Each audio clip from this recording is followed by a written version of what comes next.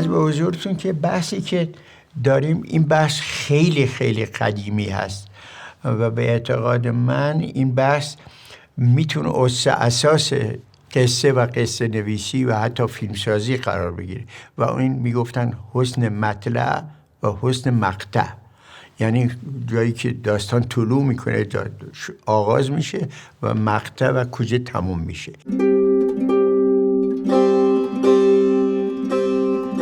باید جوری باشه که با ساده ترین، راحت ترین، شیرین ترین واژه ها ما داستانمون شروع بکنیم. ببینید من اگر یک واژه سنگین داشته باشم، واژه سنگینی که به هر حال خواننده‌مو زده بکنه، تو فصل اول نتونم به هیچ عنوان در حسرت نگرش دارم، یعنی توی اون به قول فرنگی پاراگراف اول، اون چند سطر اولیه نتونم اینو وادار بکنم بهش دستبند بزنم و دستبند به داستانم بزنم که تا آخرش باشه، نیست. و بنابراین باید یا با یک شروع بسیار ضربه‌ای و بسیار بسیار ساده شروع کنم که بتونه این کار بکنه.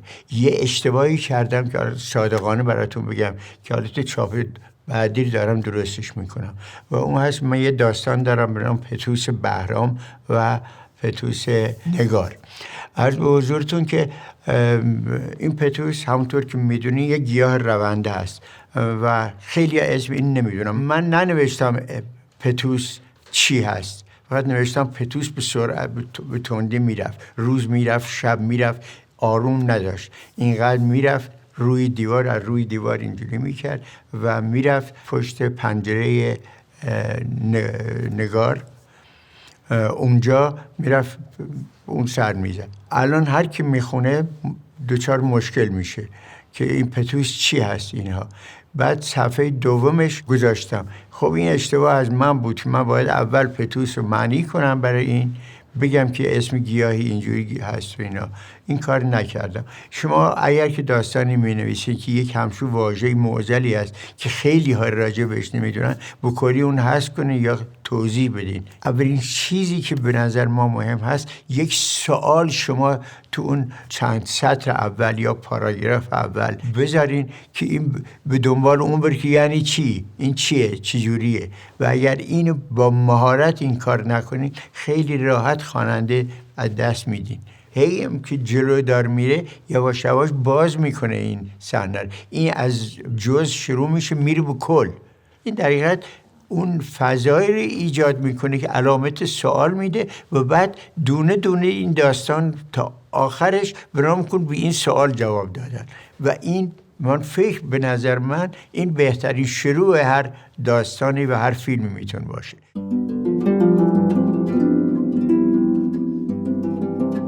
هر فصلی که از داستان تموم میشه باید یک چیزی بذاری برای فصل دومش و این بتونه چیکار کنه، بتونه ببره طرف یه فصل دیگه. بگی خب حال این فصلم میخونم بعد میرم اونجا. این دقیقا مثل تخمه میمونه. تخمه هممون تجربه تخمه داریم، میگیم 3 دونه از این تخمه ها 3 تا 2 تا میخوریم دیگه نمیخوریم، ولی حالا 2 تا دیگر برمیداریم میخوریم، دوباره یه دونه دیگر برمیداریم میخوریم. و پاورقی هم بر همین مبنا نوشته میشه.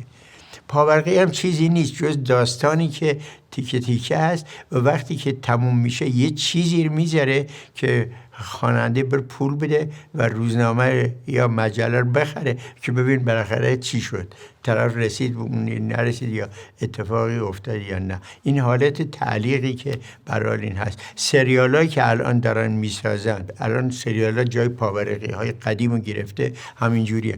درست دقیقاً جایی رو چی میکنه، یارو اسلحه رو برمی‌داره میکش تا اینجا ما آورده، میخواد بزنه فوراً قطع میکنه و بقیه‌اش هم هفته بعد بیام ببینیم. برای خود اونی هم که داره داستان تعریف میکنه و داره میسازه تو ذهنش، داره این به قول من ریسمان میبافه که خواننده ببر تای چا دوباره آرزو کن بیاردش بیرون. این مسئله اتفاق میفته.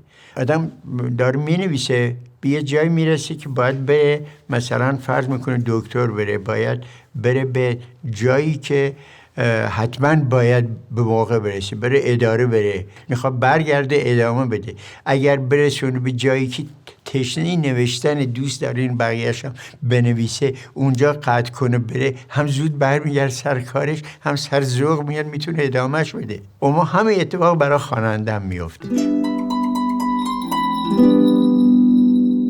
وقتی که نثری رو داریم تعریف میکنیم برای یه داستان، اصلا لزومی به این مسئله نداره که ما طوری یک نواخت جلو بریم.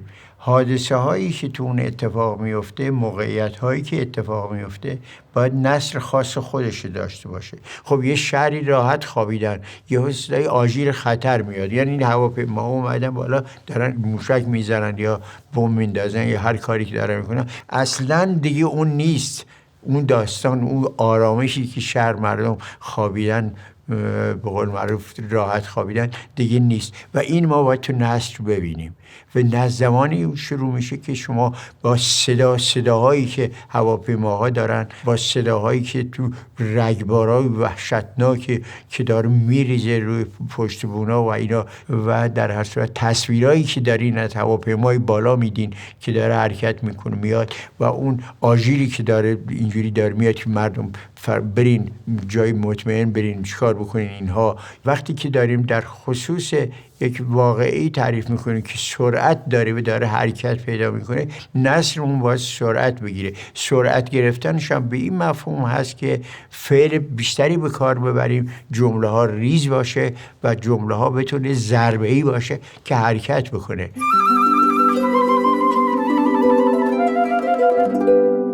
برای موجز نوشته خب یه چیزی رو فرض میکنه شما در 6 سطر مینویسین، همون کاری میکنه که شما در 3 صفحه مینویسین. من براتون یه مسئله خیلی پیش افتاده بذارم. من زمانی که برای مجله ها داستان می نوشتم، هر یه ستون داستانی 10 تومن می دادن، 10 1 تومنی. من سعی می کردم مثلا ایجاز باشه. خدا رحمت کنه، دوست نزدیک من بود، منوچهر مطیعی، به من میگفتش که ببین تو بلد نیستی بنویسی، تو این کار چیزی نمیشی، تو اینی که الان نوشتی این باید مثلا 30 تا ستون بشه که لااقل مثلا فرض کنید 300 تومن گیرت بیاد، تو به 100 تومن قانع میشی. میگم ویل کن اجازه، تو اون ستون رو بچسب. این پاورقی نویسا و اینا که می نویسن یا اینا که سریال دارن میسازن همین کار دارن میکنن. و چخوف میگه که اگر چیزی رو شما خط بزنید و در داستان شما اتفاقی نیفته، خواننده شما چیزی رو از دست نده، بهتر این رو خط بزنید و این نداشته باشید. و یا اینی که دانسته هایی که خواننده میتونه اینا رو تصور بکنه به خودش. وقتی من میگم رنگ حالش رو دیدم فهمیدم که مدت ها مریض بوده، یه لزوم نداره چشمش کوچیک شده بود، ابروش اینجوری شده بود، مثلا فرض میکنیم موهاش اینجوری شده بود، اینش اینجوری شده بود، اصلا اینا لزوم نداره. رنگ حالش رو دیدم فهمیدم مدت ها مریض بوده. وقتی این هست، این دی به عهده خود خواننده میذاری. تفاوت بین سینما و ادبیات که رسیدیم بهش در همینه که خواننده کتاب میتونه با تخیل خودش خیلی چیزا رو پر کنه، اما بیننده فیلم نمیتونه این کار بکنه، چون باید همه چیز بهش نشون بدی یا اینکه در هر صورت یه چیزی از دست بدی. من هیچ وقت لباس کسی رو توضیح نمیدم تو داستانم، به هیچ عنوان نمیام مثلا فرض میکنیم کفش کسی رو توضیح بدم، پیرن کسی رو توضیح بدم، یا قدش بگم اینجوری بود، یا بگم خوشگل بود، یا بگم زشت بود. میگم مثلا فرض میکنیم وقتی که وارد اتاق فران شدم دیدم داغ مر رو پیشونیش، نگاش کردم دیگه همه چیز خوندم که این آدم نمازخون مؤمن و داغ مر رو پیشونیش. اونا دیگر خود خواننده میتونه اینا رو بفهمه، اصلا لزومی نداره من بگم این مؤمن نمازخونه. خب من دارم اینو میبینم. دانسته های خواننده تون رو هیچ وقت تکرار نکنید تو داستانتون، بذارید خود خواننده تون به اینا میرسه. عسل اشک میریخت، خودش را میزد و یقه و گردن بابا را چسبیده بود. بابا را بوس میکرد، زجه میزد. بابا چرخم جا موند. مادر گفت برو چرخشو بیار، گوشه حیاته. نمیشه زن. بابا پشت وانت بود، در کوچه تنگ میرفت، تند میرفت، بوق میزد. صدای رگبار کوچه ها و خیابان شهر را پر کرده بود. جوانهای شهر اسلحه به دست روبروی دشمن ایستاده بودند. عسل گردن بابا را ول نمی کرد. هی بوسش می کرد. التماس می کرد. چرخش را می خواست. 3 روز پیش بابا 3 چرخه را برایش آورده بود.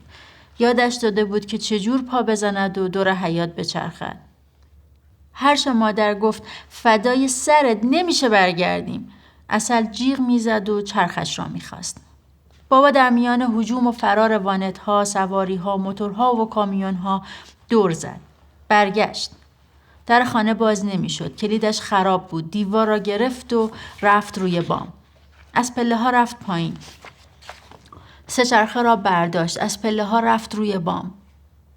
چرخ به بغل افتاد تو حیاط. تیر خورده بود. تو خودش پیچید. مادر و دختر انتظار کشیدند. تانک های دشمن نزدیک می شدند. وانت راه ماشین ها را بسته بود. جوانی پرید و پشت فرمان وانت نشست. عسل و مادرش را از معرکه دور کرد. سرباز فقیر دشمن که به مرخصی آمد 3 چرخه را برای جاسم سوغات آورد. پسرک باباش را بغل گرفت. بویید و بوسید. بابا تو حیاط به جاسم سوار شدن و رکاب زدن به چرخ و دور زدن را یادش داد. شهر دست دشمن بود و جا به جای شهر پایگاه داشت.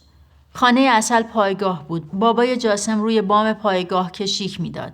نیمه شب جوانهای شهر حمله کردند که شهر را پس بگیرند. ناگهان گردن بابای جاسم سوخت. زانو زد. دنیا پیش چشمش سیاه شد. تو خودش تا شد. نفسش تو سینه ماند و ماند. نگاهش تو ستاره‌های آسمان خشک شد. 3 چرخه خراب و زنگ زده گوشه حیاط خانه جاسم پشت بوته‌های بلند خرزهره میان آشغال‌ها افتاده بود. عسل و جاسم داشتند بزرگ می‌شدند و زمین و دنیا دور خودش و دور خورشید می‌چرخید.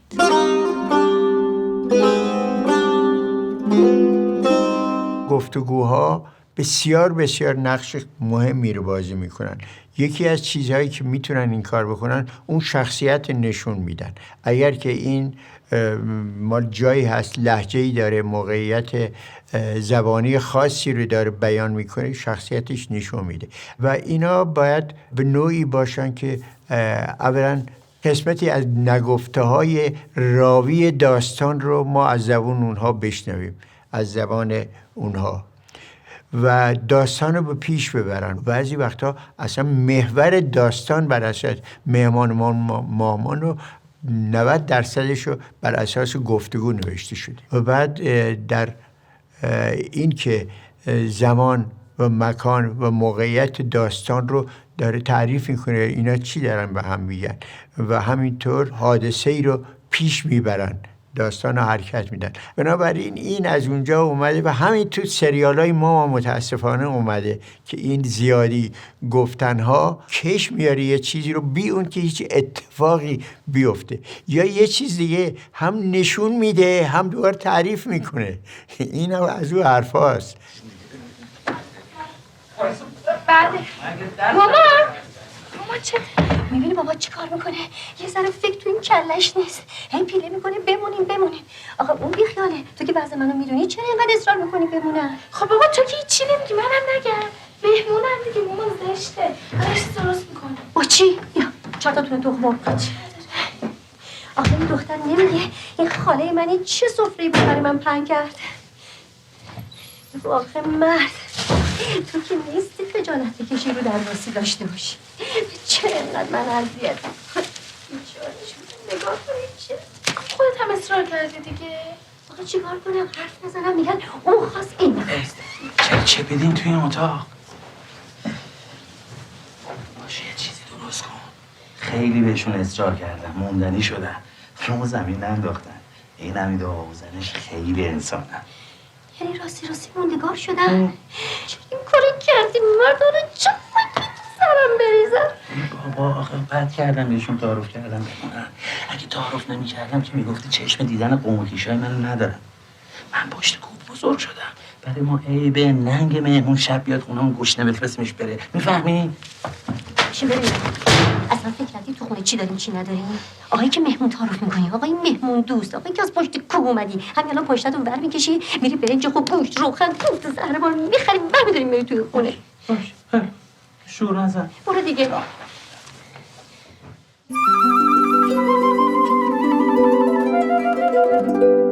تگویی ببینید زمانی هست که آدم با خودش و درون خودش حرف میزنه و موقعیت اون آدم رو دقیق نشون میده. مهمترین و بزرگترین تگویی های دنیا همون بودن نبودن شکسپیر تو هاملت اون تیکه‌ای که داره و کارگردان روسی که اون ساخته بسیار بسیار کار خوبی کرده و اومده از موجهای دریا استفاده کرده رفته اونجا. این تگویی اگر یقین داشته باشیم که با خنجری برهنه میتوانیم آسایشی ابدی حاصل کنیم، کیست که در مقابل ظلم ظالم تفرعون مرد متکبر آلام عشق ناکام تن به تحمل دهد، داوطلب این همه عذاب روحی کیست و بسیاری از این چیزا که یه وقتی من حفظ بودم اینو.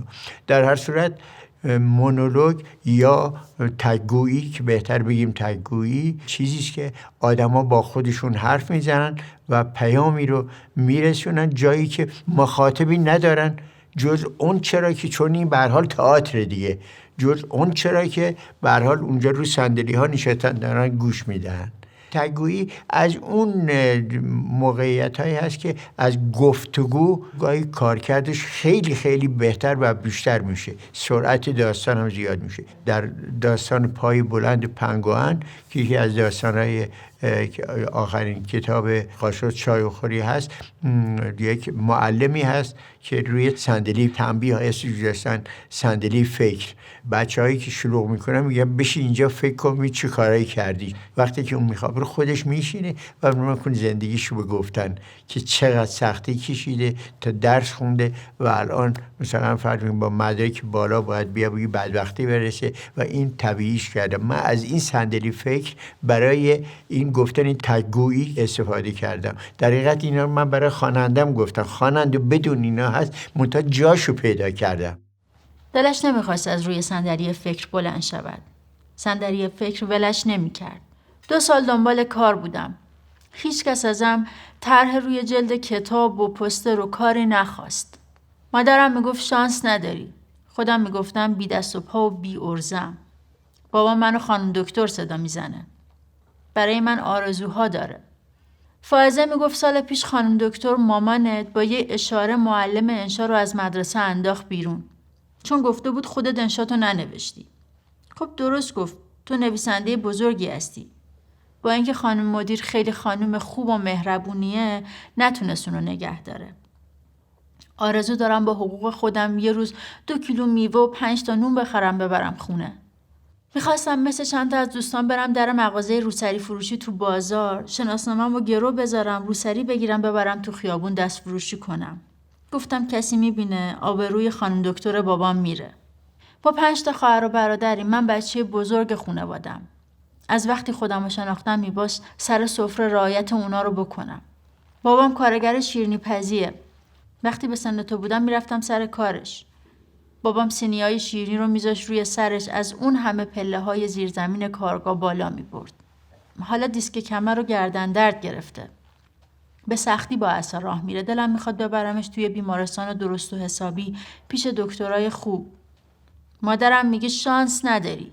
میگم ارزه ندارم. هر وقت میبینم کسی جعبه شیرینی خریده و به خونه میبره یاد بابام میافتم. وقتی اینجا قبولم کردن مامانم به در همسایه شیرینی داد. خانم معلم از روی صندلی فکر بلند شد.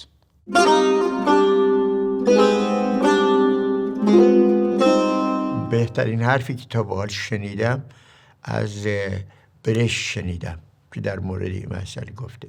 میگه که نمایشنامه خوب، فیلم خوب و داستان خوب پایانش باید شروع تفکری باشه برای کسی که مورد خطاب قرار میگیره. یعنی کسی از در تئاتر بیرون میتونه ماشینشو گم کنه، میتونه دوچرخه‌اش گم کنه، میتونه پیاده بره، اصلا یادش بره. از بس که به این داره فکر میکنه که پایان برای خودش داره میسازه. پایان هر نمایشی، پایان هر قصه‌ای در حقیقت شروع یک تفکر هست، شروع رسیدن به یک نتیجه اندیشیدن هست. اگر این باشه چیز خیلی خوبیه. باید اونچنان استادانه این کار بکنی که راههایی رو باز بذاری که خواننده تو یه جایی یه چیزایی پیدا بکنه. در تمام نبندی و تمام بازش نذاریم باشه، چون در نیم باز از هر دوتا اینا بهتر برای یه داستان. حالا ممکنه یه عده روشنفکر یا یه عده چیز هستن که شاید از این پایانای باز خیلی خیلی باز و رها شده لذت ببرن، ولی در هر صورت مردمی نیست. مردم با مردم ارتباط نمیگیره، اون قصه یخ میکنه، یعنی دقیقا نمیفهمه این بالاخره چی شد، فکر کن پایان این نیست. پتوس بهرام از آن طرف آمد، پتوس نگار به پیش بازش میرفت. پتوس ها روز و شب آمدند، روی نخ و طناب رخت دور درخت پیچیدند و آمدند. تو آفتاب و باد و باران شهریور یک دم نایستادند. گیاه رونده نگار پاورچین پاورچین با ناز و نوازش می آمد که دو برگ نرم و زیبا و تازه و خوشبو داشت، پیچیده و چسبیده به هم که یواش یواش باز می شدند. برگ ها تو هوای ملایم بعد از ظهر نرم نرمک گل می شدند. گل سبز پتوس بهرام با شوق و شادی، برگ‌های درشت، شکل قلب، سبز سیر و روشن، روی بند رخت تو حیاط پیگیر خزید. آمد راحت و نرم سر گذاشت روی دو برگ پر اشتیاق پتوس نگار که حریروار وامی شد و کرک‌های نرم و خوش رنگ داشت. صدای دف می آمد. تو هوای روستا می پیچید. شب پیش نگار داروهاش را خورده بود. خوب خوابیده بود. خوابی خوش، شیرین، عمیق، نرم و راحت. صبح قشنگی بود.